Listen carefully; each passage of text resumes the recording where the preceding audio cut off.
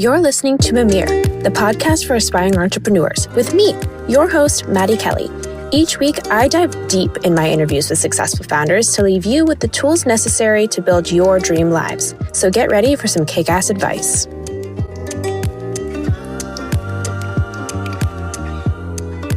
Hey guys, welcome back to Mimir. I don't know about you, but I have always felt like my resume didn't tell a consistent story. I had done so many different jobs and I always felt like that made me appear lost. But what I didn't know at the time was that all of this diverse experience was just preparing me for entrepreneurship. All entrepreneurs have to wear like 17 different hats and think across 17 different business units. So what I originally thought was a fault actually became a strength. When I connected with Dominic Minogue, the founder of Dirty Water, I was so excited to have him on the podcast. Like me, his business background is incredibly diverse. He started in fashion and then moved to mobile gaming, but he always knew that he wanted to do something that aligned with his passions and was more brand focused. So along came Dirty Water. If you love a light beer but don't want all the added calories, then Dom's product is exactly what you've been looking for. In this episode, he and I sit down to chat about his entrepreneurial journey. This episode is great for anyone who's ever wanted to start a consumable product. Dom is taking you through all the things you need to know about getting started, from finding flavor houses to getting the product actually into the market. Of course, he's also sharing his learning lessons along the way, from when to get feedback from others, like how early, how to get your customer base obsessed with your product, to the early grind that all entrepreneurs experience. But one of my personal favorite parts of the conversation centers around how to take a comprehensive look at your experience and then distill the common themes to be able to tell your personal story most effectively. If you're pitching to investors or trying to convince people to work with you, this is one of the most valuable skills you can have. This is something I found fascinating and a huge takeaway for me personally. Whether you're starting a drinkable greens company or maybe a new protein bar, or simply you're just here for the vibes, you will learn a lot from this episode. So without further ado, let's welcome Dom to the podcast.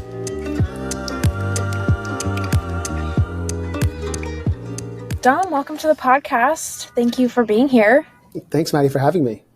I'm really excited to chat today. You're my first ever food and beverage product on the podcast. So I have 1,000,005 questions that I want to ask you, but I would love for you to start sort of at the beginning of your journey. Why did you come up with the idea for Dirty Water?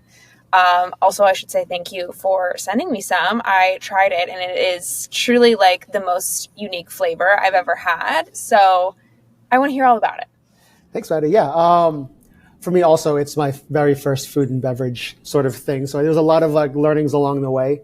Yeah. But I would say starting from the beginning, directly before launching Dirty Water, I was in mobile gaming and tech. And so there I was doing a lot of product operations, performance marketing. And so there, and then before that, I was actually in fashion. So kind of went around the block a bit. Really similar things that you've been doing. Exactly. Yeah. In fashion, I was doing luxury branding, merchandising, and styling. And so, very different things. But I think they all sort of triangulated me towards this with what I'm doing now, which is, I would say, the thing I'm most passionate about out of anything I've done before. Right. And so, I always wanted to do something more brand focused, hence being from the fashion space, something that feels more culturally aligned, whether it's part of the zeitgeist or something that is just more consumable, right? When I was doing mobile gaming and tech, it was very interesting because it was very, very different from anything I was doing in the fashion space, because I was working more so as a publisher. And as a publisher, what we would do is we would acquire or work with games, basically fix them up and then market them and scale them up. And so with that, it was very much a playbook, right? It was very different than, say, you had your own game or a single product and you were building it and sort of doing these very experiential and, creating activations and creating a brand. Where for us, since we were a publisher, it was very numbers driven. And so everything we did kind of reflected that. And so over time, I realized all I was doing was really creating playbooks to optimize efficiency, where what I really wanted to do was the cool stuff, right? Again, whether it's working with influencers or doing some small brand activations with communities.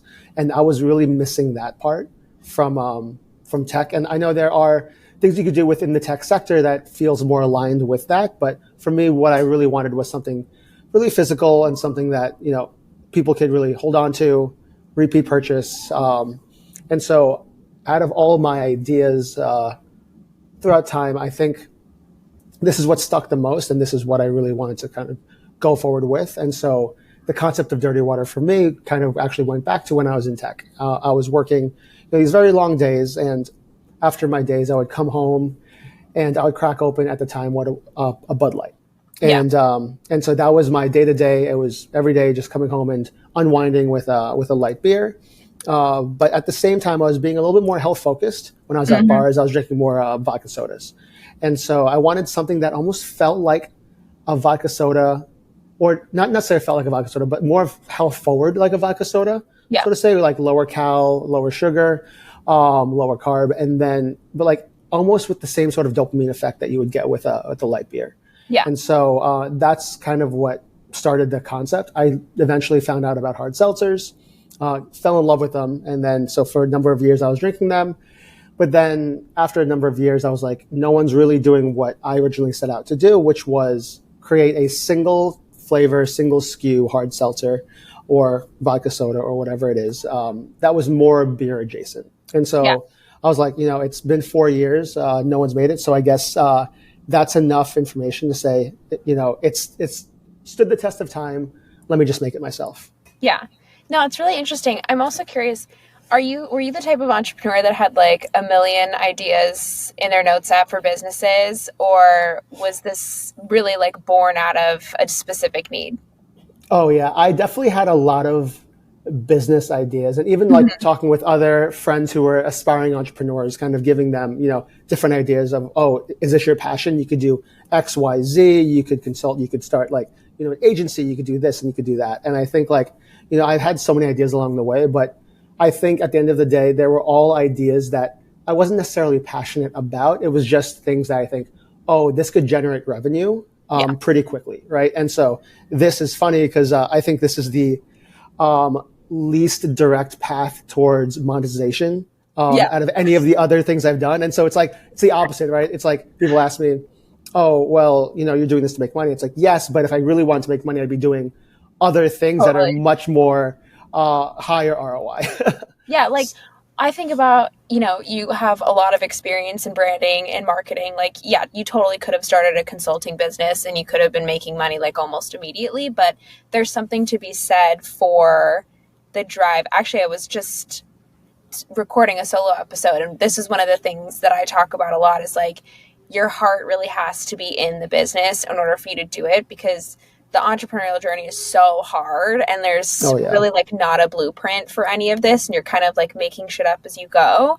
And if you're truly just motivated by money, like it's never gonna, it can work, but it's gonna be like an empty process where you do it and then it's not going to necessarily sustain you for a long time because you're like, okay, like I made money. And then I feel like this is what happens sometimes when people, not all the time, this is kind of an overgeneralization, but I think this happens a lot when you have like back-to-back ideas. You do it, you sell it, and then you move to the next thing.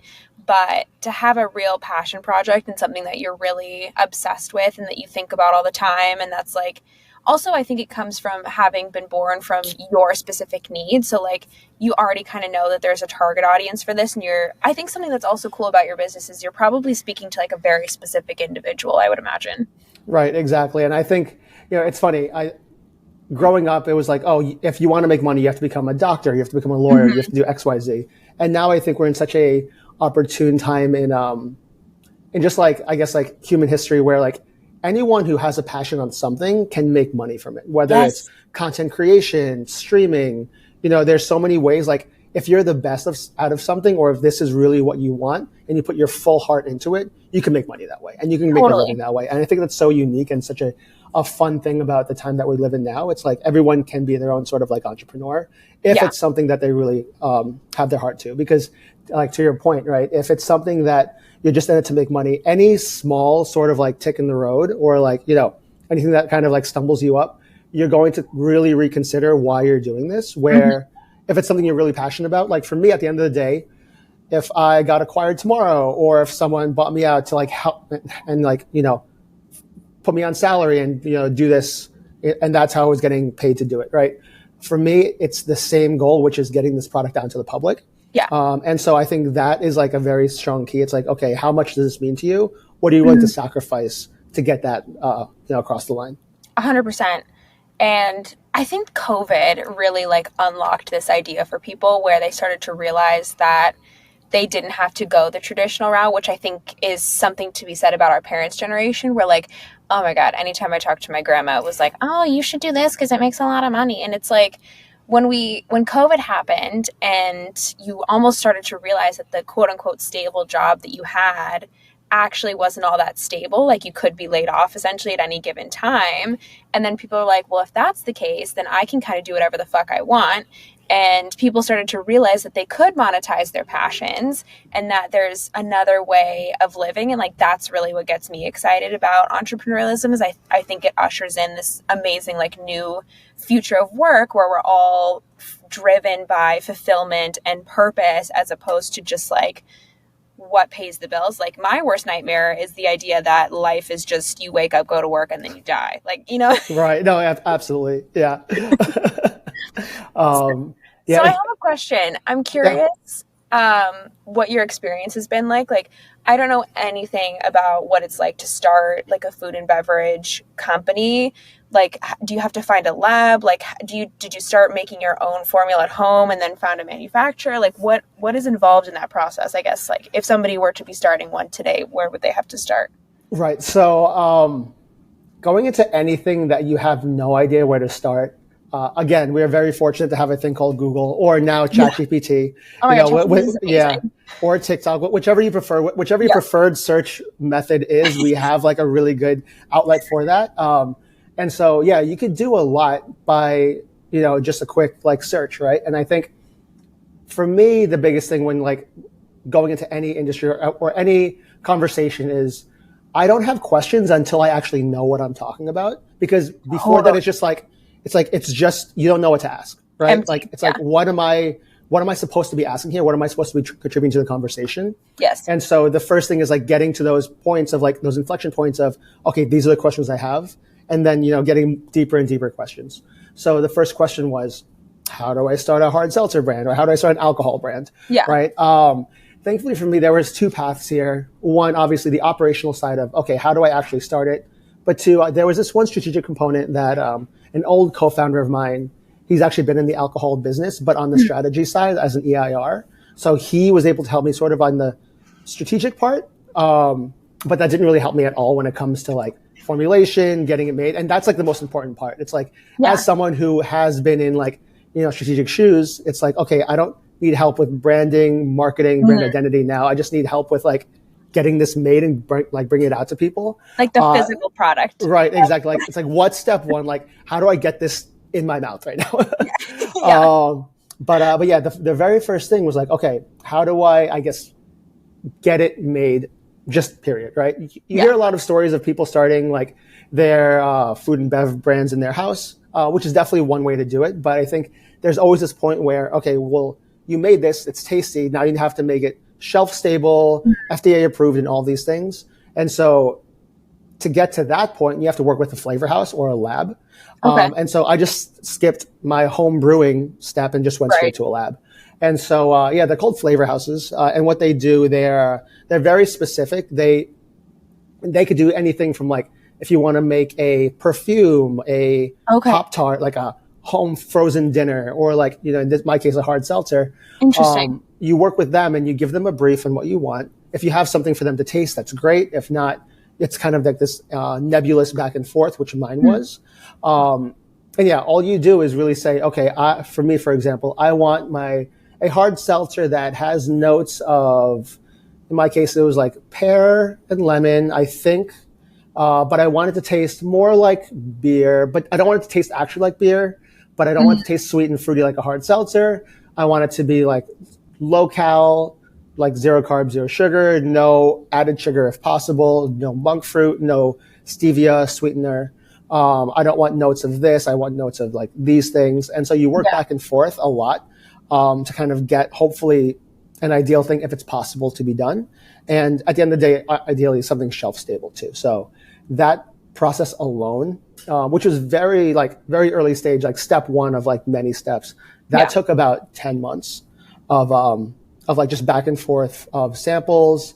And that was actually a very stressful time because that was step one of many, right? Step one is Mhm. creating something that you yourself like, right? Yeah. And that was like so nerve wracking because I didn't know what flavor like I wanted because it was an idea that I've Yeah. never tasted before, right? Yeah. It's not like, oh, I want a black cherry flavored hard seltzer because Yeah. that's been done and you kind of can pinpoint that. But since mine is a single SKU, single flavor hard seltzer, it needed to be something that's a little more nebulous and Totally. something that like, is sessionable but also like isn't very specific to one flavor and can be like kind of broadly appealing, right? Yeah. Which was very tough. But I'm also curious, do you have to pay, like, what's the cost structure of that? Do you pay per iteration or do you do just like a blank cost for the entire top to bottom ideation phase?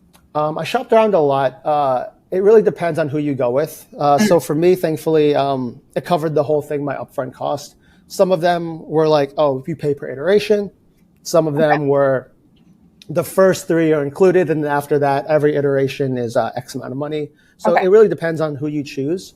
If I was a bigger company, what they would do is they would create a brief and then send it to like 5 different flavor houses, and then Okay. whoever was the closest to, say, like your vision, that's who they would go with, and Okay. then kind of like build off of there. But obviously, as a small brand, I didn't have that luxury, so I had to really pick and choose one person, and the flavor house I chose was great. After a lot of back and forths, we were able to get there, Yeah. and yeah. So after that, finally getting and that was so the most interesting thing here was like I was never happy with any of the formulation. It wasn't until I started bringing in outside counsel, Interesting. until like I was like, oh, this actually does have legs because like I think you get stuck so you get so anchored on like maybe a previous iteration or like something that wasn't tasting great, Yeah. and like those notes kind of like linger on to like the next iterations, and you just have sort of like a bad taste in your mouth from like Literally. what happened previously. Yeah, exactly. And so for me, like nothing was like hitting a mark, and Yeah. I had to bring in other people. And like, hey, like, what do you think of this? And they were like, oh, like this is actually like really good. And they were like, Okay. this can taste like something. And so I had to kind of reevaluate. And I think that's a great lesson is like really get other people's opinion, especially something that is like CPG that you do need other people. And I should have known this from like mobile gaming where it's like you do your tests, right? You test your cohorts, you do it early and often, and see how people respond. But for me, I was just like, I don't want anyone touching it until like I feel comfortable with it. But Yeah. even that, then like I was just like, that wasn't the right approach. It really was get it out there, test it, have other people try it, get feedback, and let that anchor your bias rather than your own personal beliefs. Yeah. I think that makes sense because I imagine it's kind of like for two reasons. Like, A, I think it's pretty easy to get lost in the sauce, you know? You're just like, and I think we tend to maybe hyperfixate, like you said, on what you think it should be or on a previous note that you gave. And then, like, I feel like, especially with something that's taste, you can get lost so easily. And then eventually, like, everything starts to taste the same because it's all getting confused. But something also that I think is interesting is like, because you waited so long to bring in other people, I wonder, like, do you think it was because you were just nervous to share it with other people? Like, you weren't sure if it was Oh, going to be good enough? Like, and it was almost like like you're a little bit nervous, like a little bit insecure about like whether the product is actually good or not. 100%. Mm. Not to bring in horoscopes or anything like that, but I am a Virgo, so I Okay. guess I am a perfectionist at heart. So like Yeah, I was just very nervous to like have other people try something that I thought was like half baked, right? And totally. so yeah, I obviously wanted people to try something that was like really like the best thing ever, right? And I Yeah.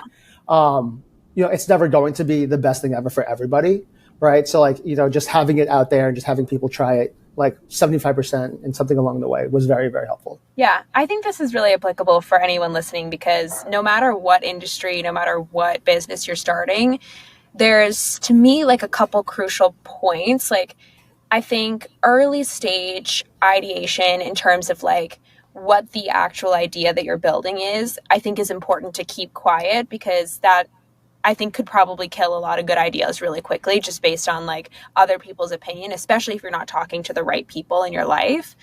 But there then hits another critical point where it's like, okay, you have this idea.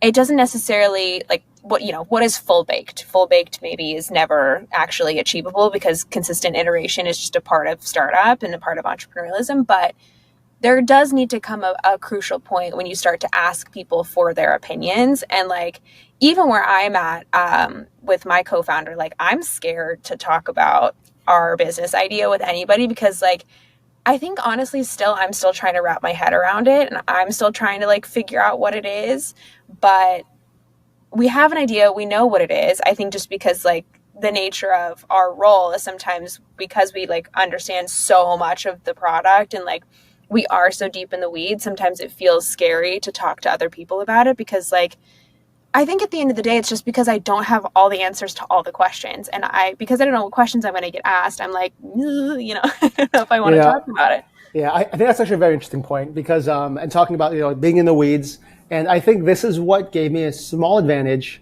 at least like in these early ideation processes, as someone who hasn't been in the alcohol or hard seltzer space before, right? And I think using parallels of me back in gaming, right? I think I would get opinions from very specific people on very specific things because I knew what I was asking them. I knew what I wanted out of them versus asking people who didn't necessarily know or like were not aligned with what I needed to, like the sort of information I needed, right? Yeah. And I think here, something that's more like consumer focused, right? And something that's like, ingestible, whatever it is. Me being that end consumer also, as you mentioned, right? Like really helped the process early, I think, like shaping it in a very specific way that maybe if I was like someone who's from the industry, I would taste it and be like, oh, this is not traditional, right? In the way that I don't think this will ever get to that point. But me coming in without any of that like prior knowledge was able to kind of, navigate in a very unique way to get to what you have, which is I would say like a pretty unique hard seltzer that a lot of industry people are like, wow, this is like amazing. I've never tried anything like this. Totally. And I don't know if you ever get this way, but like my mind naturally goes to marketing and like thinking about your target audience, which I assume is you. And maybe this is just me, but I feel like the right answer is to niche down and to focus in on like, honestly, like I don't know if you do this, but I'm sure you probably use yourself as like your target audience. So that's exactly who you're speaking to is like to you. And maybe it's just because like, I don't know the answer to this question, but like, I feel like sometimes I want to branch out and be like, well, other people can enjoy this also, like not just me, but I'm curious if you've ever experienced that and if you sort of like have ways that you talk to yourself where you're like, no, just start with this and like see how it goes and then like A/B test from there, you know what I'm saying? Oh, for sure. So I think, and this is another interesting thing about like alcohol and the way that I'm positioning my brand. And so like what I want my brand to be is effectively like I'll call it like, I have a couple different names for it, like the dive bar hard seltzer or like the light beer hard seltzer or like, some adjacent things like that. Yeah, I think the dive bar seltzer makes a lot of sense. Like that hits for me. Right, exactly. And like if you think about it, so my favorite beers traditionally have been like Bud Light, Miller High Life, PBR, like these light, like Modelo, Pacifico, like these light sort of swelly beers that you can kind of drink with anything. And then thinking about how I've enjoyed those in my past life with like the different types of people that have been around. And that spectrum is pretty vast. And so like thinking about those sort of sessionable activities and kind of bringing that into how I'm thinking about dirty water, it's like, okay, I'm making this product. Will XYZ possibly drink it, right? Something that you wouldn't know unless you just brought it out there. Yeah. And that could be the same for me where like a demographic that I just had no idea about really latches onto it. And I think you only get that when really like sharing it out there with the world. Obviously, you do want to focus on the demographics that you think are the most marketable to you and the most obtainable. But I think over time, the interesting thing is like you will find like really interesting pockets and cohorts of people that maybe even easier to market to just because of how they have accepted the product in their own light.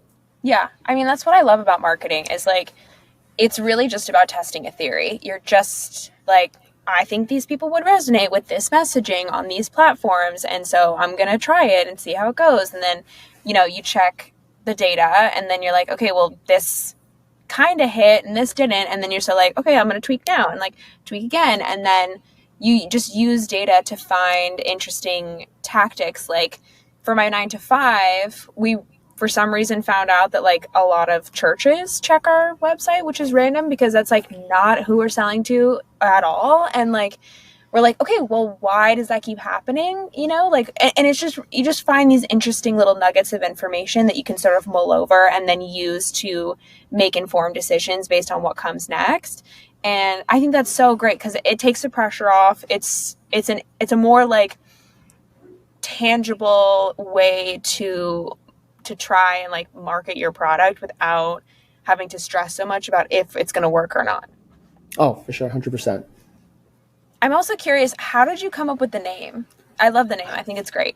Thank you. The name actually, it's pretty simple, but I came up with the name actually in college, but now I've kind of have other stories for the name because they all kind of blend together. But the original origin of the name was, so in college, we used to drink, it was called Natty Light, which was like a light beer. Of course. Yeah. It's your cheapest light beer you could get. Literally. Yeah. And we would pour shots of the cheapest vodka you could get into the beers, and we would call them dirty beers. Okay. And so that's kind of like where it came from. And I was like, dirty beers, dirty water. So the name of Dirty Water has been my notes app since like college. No way. Yeah. It was going to be something. It was going to be one thing or another. But I think it lands really well with the hard seltzer, because people ask me, it's like, why'd you call it Dirty Water? And I tell people now, it's like, well, taste it and then let me know if it should be called anything else. Totally. And so I think that's like kind of fun. And then there's also ties. So there's a thing called, in Boston, they call their beers at stadiums Dirty Waters. Yeah. So there's a tie to Boston there. I'm not from Boston, but there's a tie there. And then in New York, you call your hot dog water Dirty Water. Oh my God, hot dog water. Yeah. So like the boiled hot dogs, which are very popular on like streets, like they call the water just Dirty Water. I did not know that, but that checks out for me because like it totally would be. But I think the name is perfect. It makes a lot of sense. It hits for me. I kind of want to pivot a little bit, and I think your story is really interesting because you've done so many different things, and yes, they might all tie together, but I think like to go from industry to industry in the way that you have is an important lesson for other aspiring entrepreneurs, because I think a barrier to entry potentially is that they're like, well, I've never, done experience in this. And like, I think a lot of that can be absolved with just simple passion and like a fervor for an idea. But I would love to sort of hear your experience and how you've been able to navigate so many different changes. For sure. I think the luxury and I guess flexibility of being an entrepreneur specifically is that you don't need other people's approval to start something, right? But I will say, I went from fashion, and then I was doing some of my own like kind of tech things that I didn't really know what I was doing. I was just kind of trying and doing the entrepreneurial thing. And then I went to mobile gaming and working for like a bigger company.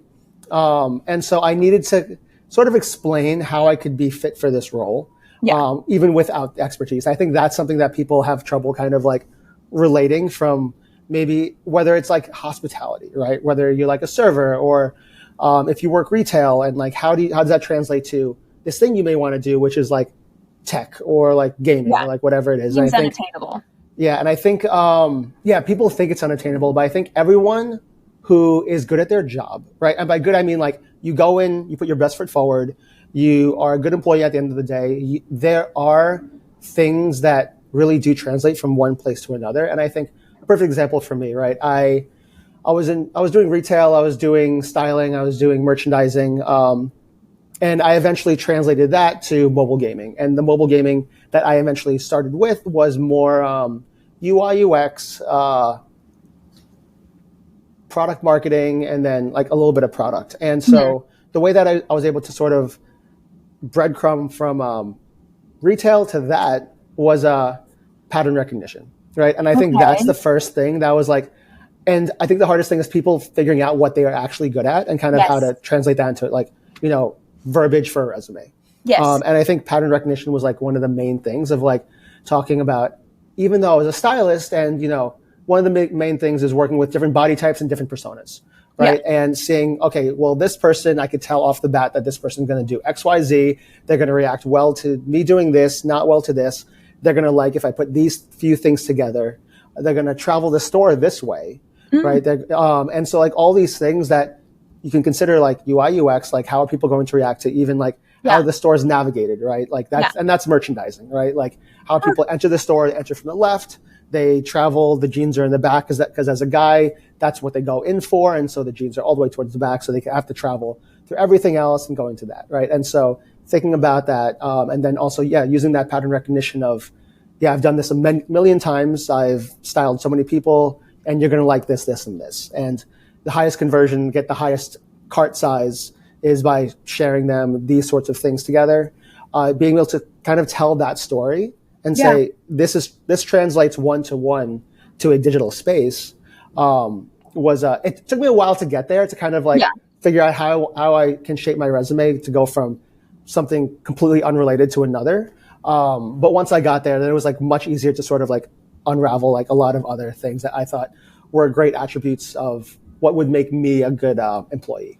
Yeah, it's so interesting. It's like you are able to distill both roles into what I guess like I'm considering to be just general life skills. Right. Like, and then using that to apply across the board, I think is really interesting, because then it's kind of like you just were able to okay, I think this is very interesting because it essentially just comes down to life skills. Like, what are you good at?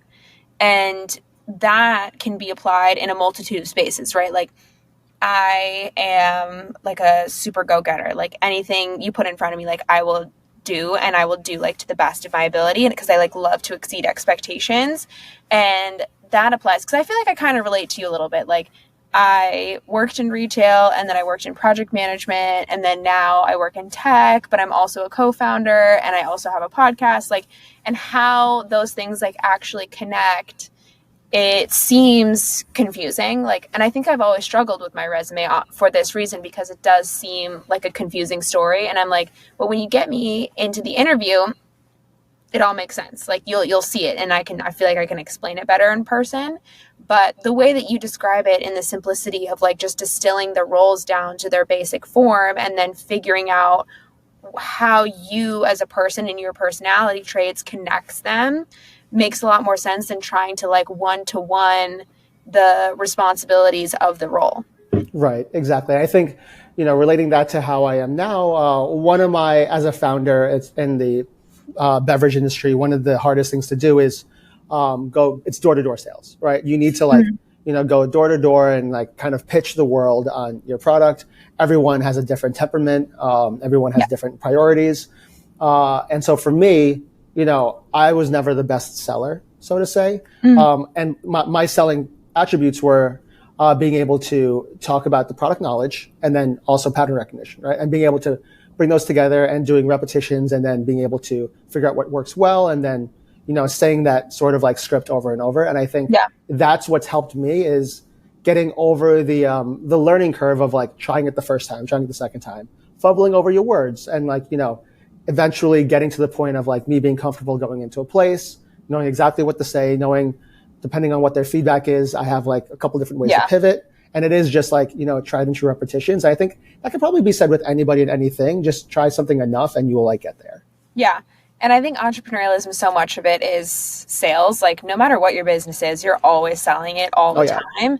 And the only way to get good at that is to just talk about it all the time. Because the irony is that we know our product the best, but often there's a disconnect between how we see it and how we understand it and what we think it is versus how the customers like receive it and how they intend to use it, or like what they resonate the best with. It's not always, I think, what our first thought is going to be.